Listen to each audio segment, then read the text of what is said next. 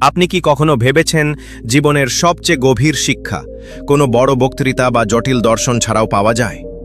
আজ আমরা আপনাদের নিয়ে যাব প্রাচীন ভারতের এক অলৌকিক গল্পে, যেখানে তিনজন ঋষি শুধু গানের মাধ্যমে ছড়িয়েছিলেন আনন্দের জাদু। এই গল্পে রয়েছে হাসি, বিস্ময় আর জীবনের এক গোপন রহস্য। শেষ পর্যন্ত আমাদের সঙ্গে থাকুন, কারণ এই গল্প আপনার জীবনের দৃষ্টিভঙ্গি বদলে দিতে পারে। চলুন শুরু করা যাক। একদা প্রাচীন ভারতের এক গভীর অরণ্যে তিনজন ঋষি বাস করতেন। তাদের নাম কেউ জানত না, কারণ তারা কখনো নিজেদের পরিচয় কাউকে দেননি। লোকেরা তাদের বলতো তিন আনন্দের ঋষি। তারা সর্বদা একসঙ্গে ঘুরতেন এবং তাদের একমাত্র কাজ ছিল গান গাওয়া, এমন গান যা শুনে হৃদয় আনন্দের ঢেউ উঠত। তারা যখন কোনো গ্রামে বা নগরে পৌঁছতেন, তখন গ্রামের মাঝখানে একটি বট গাছের তলায় বসে মৃদু সুরে গান ধরতেন।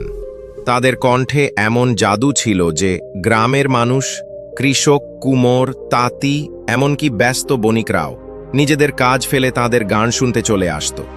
প্রথমে একজন দুজন, তারপর ধীরে ধীরে গোটা গ্রাম জড়ো হতো। গানের সুরে মুগ্ধ হয়ে তারাও গলা মেলাতো, আর তাদের হাসি, নাচ আর আনন্দে পুরো গ্রাম মেতে উঠত। যখন গ্রামের প্রতিটি প্রাণী আনন্দে মগ্ন হয়ে যেত, তখন ঋষিরা চুপিসারে পরবর্তী গ্রামের দিকে পা বাড়াতেন।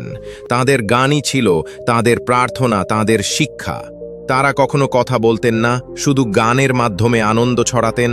সারা ভারতে তারা ছিলেন সকলের প্রিয়।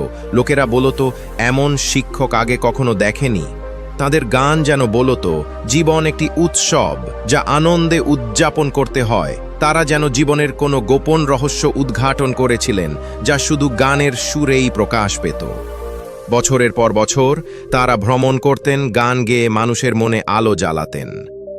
এক শীতের সন্ধ্যায় পশ্চিমাঞ্চলের এক নির্জন গ্রামে তিন ঋষির একজন হঠাৎ মারা গেলেন। গ্রামবাসীরা শোকে মুহ্যমান হয়ে ছুটে এলো। তারা ভেবেছিল বাকি দুই ঋষি নিশ্চয়ই কাঁদবেন, তাদের বন্ধুর জন্য শোক পালন করবেন। কিন্তু যখন তারা পৌঁছল, দেখল দুই ঋষি একটি আগুনের পাশে বসে আরও মধুর সুরে গান গাইছেন। তাদের মুখে হাসি, চোখে আলো। গ্রামবাসীরা বিস্মিত হয়ে জিজ্ঞেস করল, আপনারা কেন কাঁদছেন না? আপনাদের বন্ধু তো চলে গেলেন। দুই ঋষি হেসে উত্তর দিলেন, গতকাল রাতে আমরা একটি খেলা করেছিলাম। আমাদের বন্ধু বলেছিল, দেখা যাক কে আমাদের মধ্যে প্রথমে এই পৃথিবীর মায়া ছেড়ে মুক্তি পায়। সে জিতেছে, আর সে আমাদের জন্য একটি চিঠিও রেখে গেছে। ঐতিহ্য অনুযায়ী মৃতদেহকে গঙ্গা জলে স্নান করিয়ে নতুন বস্ত্র পরানোর রীতি ছিল। কিন্তু ঋষির চিঠিতে লেখা ছিল, আমার পুরনো বস্ত্রই রাখো। আমার গান আমাকে সব সময় পবিত্র রেখেছে। এই পৃথিবীর কোনো দুঃখ আমাকে স্পর্শ করতে পারেনি। তাই তার ইচ্ছা মেনে তাকে সেই বস্ত্রেই চিতায় তোলা হলো। যখন চিতার আগুন জ্বলে উঠল, তখন হঠাৎ এক অলৌকিক দৃশ্য দেখা গেল।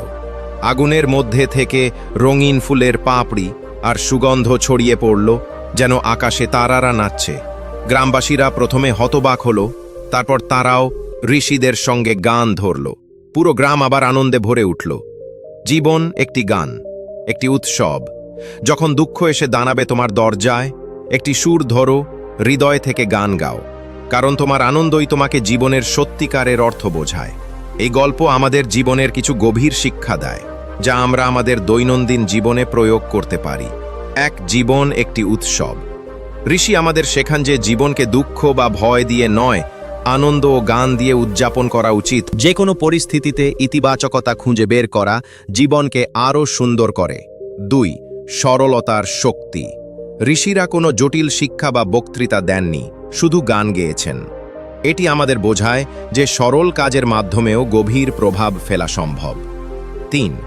মৃত্যুকে আনন্দের দৃষ্টিতে দেখা। একজন ঋষির মৃত্যুতে অন্যরা কাদার পরিবর্তে গান গেয়েছেন।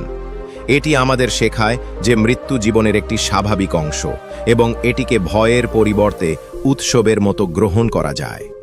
এই গল্প আমাদের মনে করিয়ে দেয় যে জীবনের প্রতিটি মুহূর্তে আনন্দ খুঁজে নেওয়া এবং তা অন্যদের সঙ্গে ভাগ করে নেওয়া আমাদের জীবনকে অর্থপূর্ণ করে।